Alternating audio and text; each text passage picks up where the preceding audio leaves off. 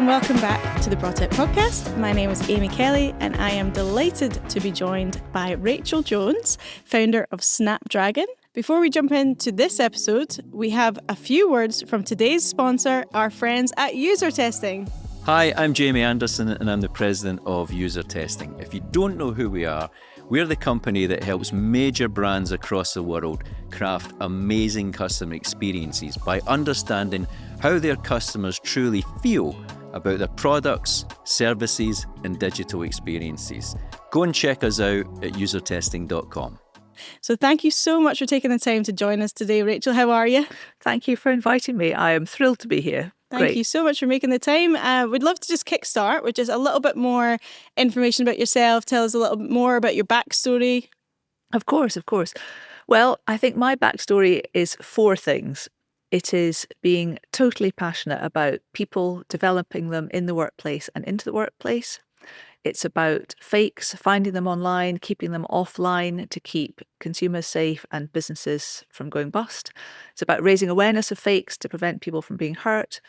And it's about kind leadership, not so that you don't make a profit, but being clear about the profit, being clear about KPIs, but not being unkind while you're going about it. Yes, always be kind. If no one remembers anything else today, always be kind. Always be kind. Always be kind. You can be firm and kind, but yeah, kindness is a very underrated virtue. And I just love the fact that we're starting this conversation with that. I think that's beautiful. So we'd love to talk about SnapDragon. So can you tell me why you started SnapDragon? Yeah, no, of course. So SnapDragon is an online brand protection business, and I started it because 22 years ago, I invented a baby product for my daughter, who is now studying mechanical engineering. So I don't wave the photographs around anymore of her as a baby. And the product was called Totseat, a washable, squashable high chair for babies who lunch. And I created it because as a parent, I did not want to spend my life in Pizza Hut, and I wanted to keep going to kind of funky cafes and to travel. And every time I was offered a high chair, it was absolutely, well, I think we'd say in Scots, minging, and would be hauled out of the downstairs loo, and I just wouldn't want to put her in it. So I would take a jumper off and I would tie her into a chair with my jumper. And then one day I was particularly fed up and I chopped up my wedding dress to make a kind of large nappy type thing for her, which then became the Totseat, which I hadn't ever made anything before, so I got a friend to help me sew it, and then I took it to market, and it did really well and became market leader, and we got it into 55 countries through major retailers such as Fnac and John Lewis and Boots and their equivalents in 55 countries. And as we moved manufacturing to China from the UK because the quality was better and it was closer to our biggest export market, which was Japan, it was counterfeited. Now, I had filed really good intellectual property for the Totseat while I was developing it, and I had had issues with high street retailers ripping me off, but I hadn't actually considered a counterfeit, and the counterfeit was, in its packaging, just a mirror image of my product into which I had put blood, sweat and tears. And it was seized at customs by the border force, because I had registered it with customs, which is a good thing to do. And if anybody ever has a product and they haven't registered at customs, I recommend you do. And the bottom fell out of my world. I was just appalled. I just thought, oh my God, it was a baby product. If a baby could get hurt, or it might have been sued. So I just couldn't afford to just go, well, I've got counterfeits. I just wasn't, and I wasn't prepared to do that. So within 2 days of having the counterfeit sent up to us in Edinburgh, I found a couple of lasses at the Edinburgh Business School who spoke Chinese, who helped me find the fakes online. I discovered they were being sold on the Alibaba platform. So I decided I would go and see Alibaba. So within 2 weeks, I was on a flight to China, to the Alibaba headquarters, with an amazing graduate who was a graduate in criminology who I met in a coffee shop, who was kind of really interested in fakes. I thought, well, you come along the journey. And she is still with the business as director of brand protection, 10 years on. And she and I went out to Alibaba and we sat there like a scene from a bad movie until they saw us. And they taught us how to use intellectual property to take the fake Totseats offline. And I didn't know you could do that because before I just thought it was all around down to kind of expensive legal letters and lawyers, and I just couldn't afford any of that. And they were a bit surprised to meet a kind of middle-aged woman from Morningside who was really passionate about their product and getting the fakes offline. But they were really kind and taught us, what to do. We got the fakes offline, came back to the UK, and I thought, right, I need to sort this issue out. And so I sorted it out for myself, and then I discovered that other people in the baby industry who are friends had similar issues, but nobody would talk about fakes. And it was honestly a bit like sexually transmitted diseases. You have to do something about them, but nobody wants to talk about them. And it's a bit better now that people will discuss these things. But 10, 12 years ago, nobody was interested in talking about fakes. So I persuaded them that I could get their fakes offline. And they were, of course, delighted, because nobody wants fakes that are in the toy industry, the baby industry, to be sold. So I got them offline and thought, well, actually, I'm going to see if this could be a business. So I bootstrapped it for a couple of years, taking fakes offline for people who were in the industry, most of whom I knew, but then we were recommended to other people. But it was totally bootstrapped. Got a wee bit of tech involved from an amazing guy that I met from Shetland. I met him at MIT when I went out over there, and then raised some money. Ended up raising 4 million, built the technology, built the team who built the technology. I can't take any credit for the technology. And now we are a global business working with global brands, fighting fakes online and all other online threats. So we monitor marketplaces, social media, search engines, NFTs, ads, and we identify products and sellers which are infringing, and we take them offline with a 98% success rate. Wow. I'm not even going to be polite here. You are a badass. Like, literally, like, that is so amazing to hear that you were like, no, I'm going to come to your office. I'm going to sit here until I get this sorted and take action. Oh, wow. Like, absolutely love hearing that. That's incredible, Rachel. I don't know how I did it. I mean, looking back on it, it seems absolutely nuts. And even more nuts to be, a non-technical person. I think I could build a tech company. I mean, what was I on? But anyway, there we are. Amazing. There we are. There we are. Here we are. Oh, that is so great. And, I think it's just hearing all of that. It's something I've never even thought of before, the fakes in the world, because you kind of see them when you're on holiday sometimes, the fake bags being sold and all these kind of things. And I've never thought of it, like what you said earlier, if that's a fake product, it's a baby product, the repercussions of that, all these kind of things. It's incredible. Yeah, no, it's really extraordinary. It's not a victimless crime. And I think that's something that people don't understand. I mean, I didn't know that before it happened to me. I didn't know that fakes are frequently made by children. They're made in appalling conditions. They're made out of, made out of materials that you just wouldn't want anywhere near you, whether it's on your face or whether it's, a fake airbag for your car. You just don't want anything to do with these things. And then the other issue is that counterfeiting is now the second biggest source of criminal income in the world. So when you see somebody buying, say somebody's got a child has a prepaid dinner card, because kids are using cards, buying things online at the age of 8 now, going online, buying a fake Hollister t-shirt that they got a link through social media. They don't realise that Hollister t-shirt or jumper, whatever it was made by somebody who's younger than them. It's made out of fabrics which they don't want next to their skin, is going to wash twice and fall apart. But most importantly, the person who sold it to them is, doing drugs around the corner. I mean, there's a proven link between serious organised crime and counterfeiting, and that's what we need to be raising awareness of, along with the fact that actually counterfeits can really damage you forever. And on that discussion point around the IP, you said that at the very beginning you had done that work for IP. But what are those important aspects that we could share with founders today about IP that you would love to share with them? So I think the thing about intellectual property is that it comes in different, there's different sorts of intellectual property, obviously. So most people know about trademarks. So that's, kind of names, brand names, company names, that kind of thing. So there's trademarks, design rights. So if you're making a product, then you may have design rights, and the design rights protect what it looks like, but not what it does. And then there's patents, which are much more complicated, and they have to be really, really novel. And if you're going to license your product, then frequently patents are something that you would be interested in filing, but they can be very expensive. And then there's copyright, which would protect images and words. And then you've got things like know-how and trade secrets and all the rest of it, which aren't anything which are publicly recognised, but you yourself keep, to yourself, but they're worth something within your business. And I think that it's really important that when you're setting up a business, that you identify where the intellectual property is. And Scottish Enterprise has got a great department where you can actually, for anybody who's in Scotland who's listening to this, should go and see them. And they're really helpful at actually helping you identify what the IP is within your company and what should be protected. And then the Intellectual Property Office will actually fund audits for you to analyse what's in your business, IP-wise, which are really valuable. And I think sometimes people go to market really quickly, particularly with products that they haven't protected properly, which makes it easy for people to rip them off, which is really great. brim. But increasingly since COVID, we've seen not just issues with fake products and and sellers selling fake products that we wanted, which is kind of what I was doing when I started, taking fake products offline, but actually fake websites and fake domains, and even professional services firms are now having issues with this kind of thing as well. So what over the 10 years, we've gone from really it all being about fake product and fake listings and sellers. It's more, much more about all these other things now: impersonation and NFTs and domains and websites and search engines and all the rest of it. So it has really changed. It's interesting that of us having this conversation just in a world now with AI as well, and just how crazy things are with even looking at, is that genuine or is that AI? And, it just feels like that's everywhere right now. The fakeness of what you see is not always what you get. And it's very relevant. But thank you so much for sharing all of that. And we'd love to zone back in on you for a second.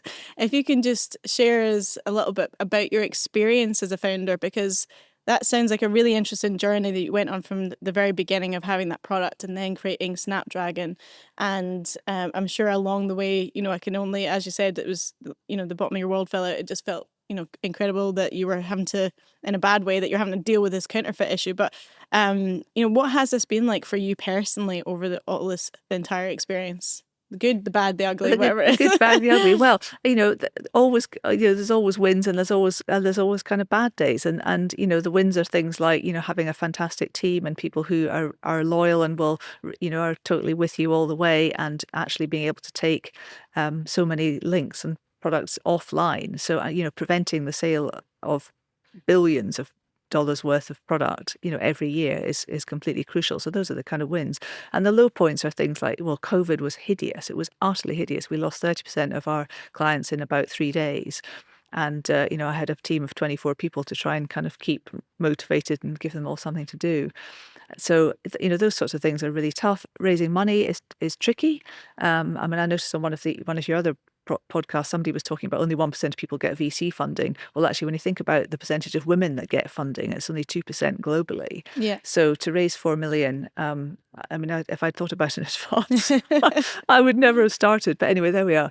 So raising money is, sometimes more of a challenge than others. I was very lucky beginning, and we brought in a really good partner, Mercia, who are still with us. Actually, they're a VC firm, and they've supported us right through, which has just been really incredibly helpful. But you kiss a lot of frogs along the way. Would be one way of putting it, probably.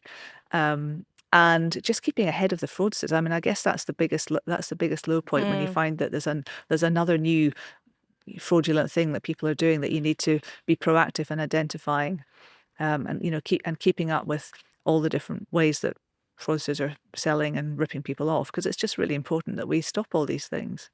Yeah, it's like that constant challenge that you have, almost just staying on top of everything that changes constantly. Yeah. And it's, as I said, with AI, my gosh, it's like it almost feels impossible. And on top of it isn't good enough. You have to be 2 steps ahead. You have to be thinking, what are people going to be doing next? This is what's currently happening, or where are the new marketplaces popping up, or what's the new link that's coming through social media, and how's it going to be hidden, and all that kind of stuff. So I want to switch tracks a little bit now.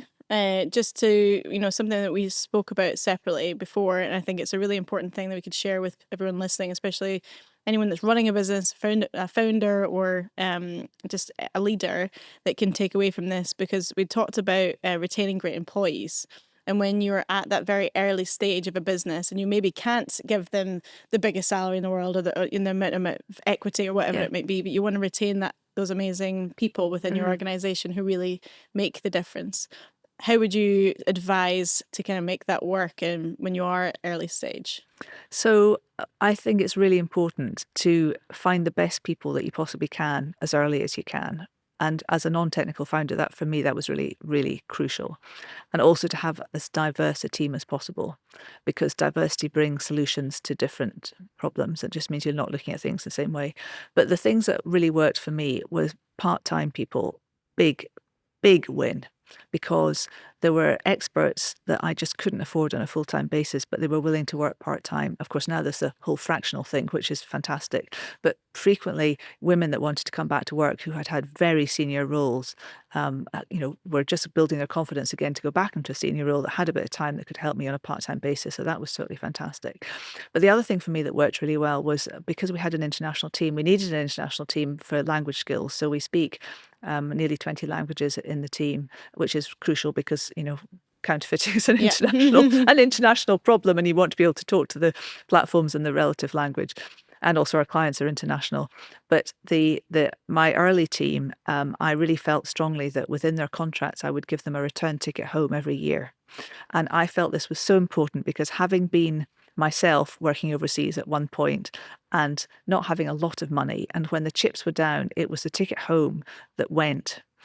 And I just always felt it would be so nice to have that money ring fenced, not to be part of my salary, not to be part of my salary when it was me. So I decided that this was something that I would offer, the international team when in the early days, which is what we did, and it paid itself back in spades. It was just I couldn't give them the extra 10k, and it was cheaper for a £1,500 ticket or whatever it was, but they knew that at that point within the year when they wanted to go home, that was theirs.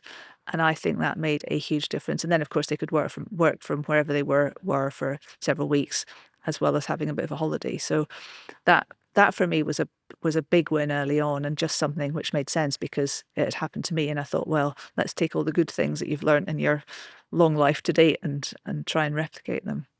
I think that's wonderful because it's meaningful. It means that you've been in tune with someone's real needs because, I think when it comes down to why people stay in a job, money's not actually the reason. It is literally how I feel working for this person.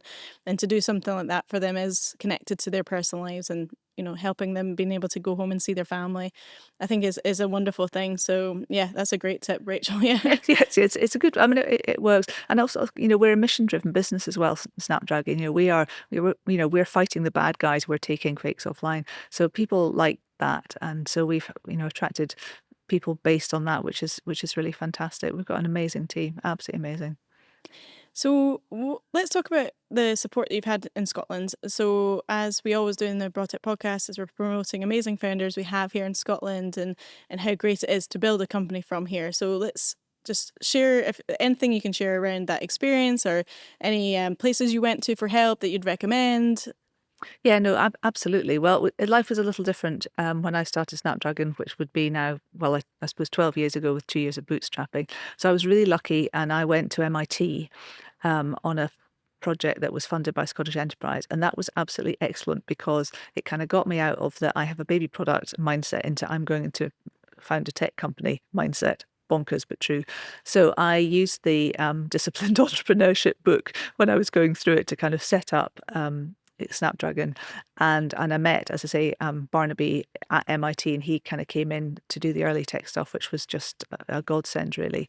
So that MIT thing was fantastic, and also we got great support from Scottish Enterprise all those years ago, particularly with things like international work. And I was really, I've always been really keen on internationalization as a kind of something for growth, key to growth. And so we exported from really early days because, of course, people around the world have counterfeits. I mean, counterfeiting affects pretty much every industry and all over the world. So why on earth would we just worry about, British products? And also when folks are making offshore with a global footprint, then that really made, that was really important too. So Scottish Enterprise, MIT. I also took part in the Goldman Sachs 10,000 Small Businesses program, which was really brilliant, and I would highly recommend that to everybody. And then latterly, there are things like Accelerate Her and For Us and things like that. I have been lucky enough to be involved in, but at that point, I was CEO for 8 years and took a step back 2 years ago when I had breast cancer. I was diagnosed with breast cancer, and we brought in a new CEO. So for the 8 years that I was there, I was very appreciative of all that kind of help. But I definitely didn't ask for help early enough from people who had been there and done it. So that would be definitely something I would suggest people do first, earlier than I did. I think I was just really embarrassed about being a kind of middle-aged female founder of a tech company who just didn't really know. And I knew there would be a point where I wouldn't be able to scale the business. I've never scaled a business. So, being able to take it to a particular stage and pass it on to somebody else is it's difficult, but it's the right thing to do. And I'm so sorry that you obviously had to go through all of that, Rachel, and then you're trying to run a company and make that decision to then, step back and let someone else take the reins. Like that's a huge moment for you. Yeah, I'm sure in that it was a bigger moment than I had anticipated. It has to be said. Yeah. But I really appreciate you sharing all of those insights around the support. I think it's definitely it's about people really knowing like, what is out there, and I think there is those communities to support fellow founders. So you're mentioning the internationalization there, and I think that that's a really important part of how we're trying to inspire a lot of founders here to just look at that the world. We have listeners at the moment all over the world. There's been 28 countries that have been downloading the podcast and engaging and watching. So we have been delighted to see that we're reaching out with just Scotland or the UK. So, when that internationalization comes up, it's something that we would love to take advice, out of you to share with fellow founders that are trying to build their companies globally. So what has that been like for you? What learnings have you got to share? Any advice on the international? Why I can't say that word today.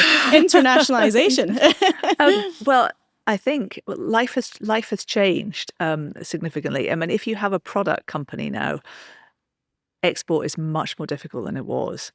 I mean, it's really quite tricky. So I feel for people with products because it is still a global market and you should definitely think about it, but life is much more complicated.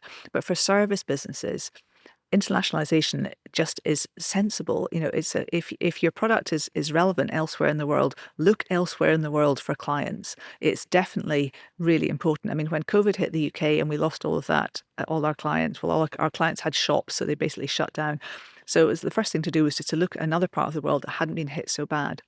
And we basically pivoted and did some digging in Australia and picked up all sorts of Australian clients who actually were, because Australia at that point wasn't as badly hit as the UK. Of course, poor old Melbourne then had a particularly rubbish time. But by looking at other markets, and then we went to the US. So we were already exporting in those markets anyway. But it's just sometimes it's a sensible thing to do, actually, to look out with your own market. And because we're lucky enough to have language skills as well, then that really helps.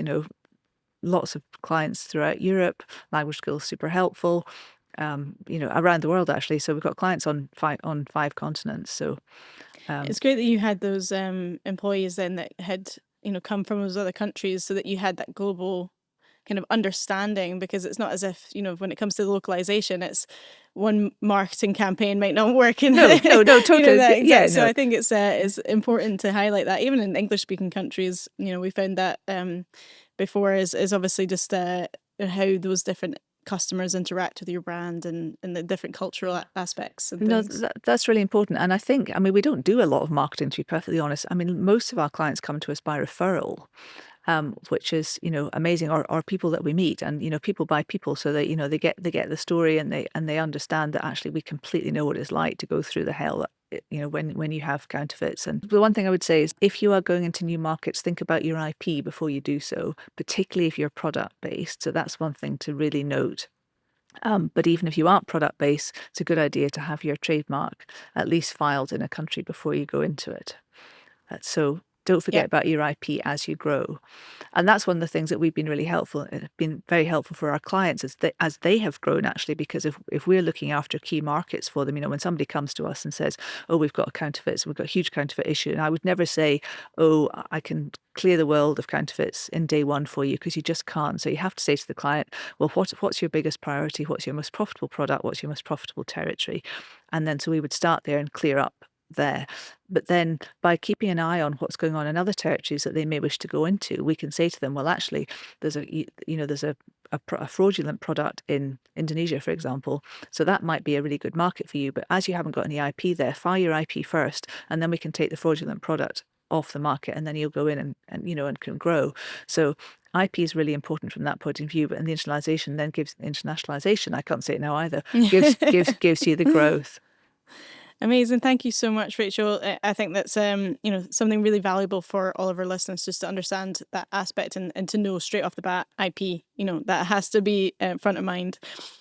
So we want to talk to you a little bit about your work with SmartWorks, Yes. because what we have been very passionate about showcasing the amazing women that we have here, like yourself, that are building amazing products and have done so many great things. And the SmartWorks initiative just sounds fantastic. First of all, can you tell us a little bit about it and how you've become involved? Yeah, of course. So SmartWorks is a UK charity which empowers unemployed women into the workplace. We'll help anybody, any woman who is unemployed or on a 0 hours contract through coaching, confidence and clothes, all for free. So people come to us for an hour's coaching to help them with their CVs. And then when they find that they get an interview, then they come to us for interview coaching and a dressing appointment where they're given an interview outfit, everything from kind of shoes and underwear and bags and outer coats up, all for free. And they go off to their interview feeling infinitely more confident. So 98% of people who we see feel more confident after a session, and 70% of people we see have a job within a month. Now, I think that is quite some statistic. Last year, we saw 10,000 women across the UK, 11 centres in 8 cities, and 1,300 women between Edinburgh and Glasgow.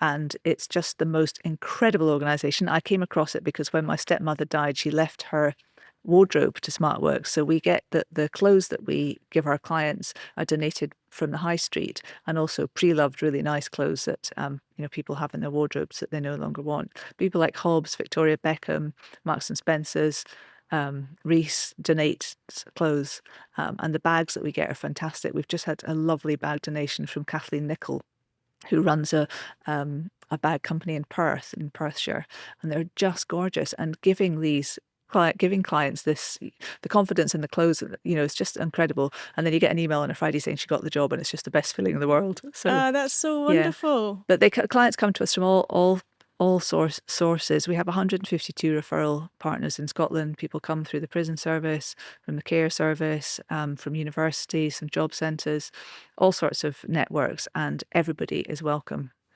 Amazing. Well, hopefully people listening right now will be reaching out to you to support SmartWorks, because that sounds like an incredible initiative, and something that we're definitely passionate about, getting more women to be inspired into entrepreneurship, but for just to have women have that confidence to know they can go and get those jobs and have that support system isn't incredible. Just to get people into work, just to give them a spring in their step again, because being unemployed is grim. It's absolutely grim, and the service is delivered by volunteers. So we've got 120 volunteers in Scotland, and we deliver the coaching and the dressing service. And most of us have had a period of being unemployed, so we know what it's like. And it is grim, and you do lose your confidence. And most people, the majority of people who we see, have applied for about 38 jobs before they see us. I mean, that's just ghastly. Oh, wow. And we're particularly keen to help young women, because young women between 17 and 24 are having a particularly grim time at the moment, and they went through a particularly grim time over COVID. So let's get the young women, confidence and jobs and help them. Well, sign me up as a volunteer. Fantastic. No, great. Absolutely. Yeah. So we'll chat about that after. Yeah, but I would love to help. Great. Yeah, 100%. I think that sounds incredible. So we do definitely want to speak to the women listening right now who might be sitting on an idea and they're considering going into entrepreneurship, and there's always this barrier to actually doing it, to jumping in and making it happen, compared to just sitting with that idea. So what advice would you have for any women that might be listening right now? They have always wanted to be a founder, they've wanted to start this business idea, but they haven't got there yet. What advice would you give them? Well, I think the most important thing is being able to sell whatever your idea is, that people will pay money for it. And, bartering's all very well in the early stages, but they really need to be able to sell it. So I think that's really crucial. I see lots of people who are running around worrying about raising money. And actually, I think you'd be much better off just making sure that people are going to buy what you're doing. So I think that's the first thing. I think looking for advice and guidance and deciding which bits to take is also key, because you'll be given lots of advice and lots of guidance, but it isn't necessarily always the right thing. And if you're in a field which is kind of grey in terms of it being, kind of all about systems, I would say find your orange. You find your USP, know what your USP is so that you can articulate it really well. So it's clear what you're trying to do and how you're going to achieve it. And if you get to raising investment, make sure your data room is absolutely fantastic, because if you've got a really good data room, then it will be much, much easier to raise money. But there are many ways of starting a business without raising money. And ideally, selling what you've got is the best way to do it. Yeah, definitely understanding those customers if there is that gap and if there's that need for it, and truly understanding that problem that you can solve. That's where our friends at User Testing can come in handy. They're sponsoring today's episode. Excellent. Cheers to User Testing. Thank you so much, Rachel. And so I think it's great to share that, for just to inspire women into entrepreneurship. But I also would love to address a lot of our early stage founders, because we have a big audience of those that do follow the Braw Tech Podcast that are at the very early stage of their founder journey. So is there anything that you wish you'd known back in the day that you know now that you could impart that wisdom? So much, I suppose. I mean, I think protect your IP. So I recognize and protect your IP, right? Absolutely, definitely there. I think finding people who might be able to be part of an advisory board can be really helpful, because they can help you to be accountable for what you're trying to achieve. And good people on an advisory board aren't necessarily a board, but they're there just as professionals who aren't chums to actually guide you and make sensible suggestions. And particularly if they're in the space that you want to go into, then that is particularly helpful. Practical things like, if you can keep a separate account for VAT, that is useful, because if you suddenly find yourself having to pay a VAT bill and you've spent it all on something else, and then HMRC won't be terribly chuffed with you. So that's just a little kind of, extra, but do keep that on the side if you can. Using part-time people, as I've talked about before, particularly folks that want to come back into the workplace, definitely a good idea. Fractional people. Build as diverse a team as you possibly can, because that will help you find different solutions. So all those kind of things, but give it a go, but know you can sell what you're going to do. I mean, I think that is just so important. I think we have fallen into a bit of a must raise money mindset, and actually must raise money should be after, can we sell? How are we going to make money? And raising money might not be the way to do it. Could you borrow or, get a loan or a grant before you actually raise money? Because you need to remember that when you're raising money, you need to find a partner that you will trust and who will be there for the good times and the bad times. And you need to see the value in what they're doing. And of course, you're swapping some of your business for the investment. So investment isn't necessarily the be all and end all for everybody at all. So even early stage, many people, when they're early stage, they're rushing around thinking about this far too early. Yeah, and good calling the VAT bill. That is definitely something I've experienced as well. And be like, wow, that's not fun when you're not prepared. No, it's not fun. It's not fun. And it's just quite helpful to think, right, well, there's the VAT. I'm just going to put it in my account and then I think those practical tips are so important, because some of the most basic things around starting a limited company, or knowing exactly what insurance is, or some of the data aspects and IP, and, some of it, so it's fundamental, but it can be easily forgotten when you're so excited. Yeah. And you're thinking, I've got this great product and I'm just running hell for leather to market. So I think that's true. And I think when you're choosing whether it's a member of your team or whether it's an investor or a banker or just somebody key, giving them what I call it the 2 a.m. treatment. So if you think that you're going to be up at 2 a.m. doing a spreadsheet for this person or something for them because they've asked for it, obviously, and this is probably an investor situation, and it makes you cross, then they're probably not the one for you.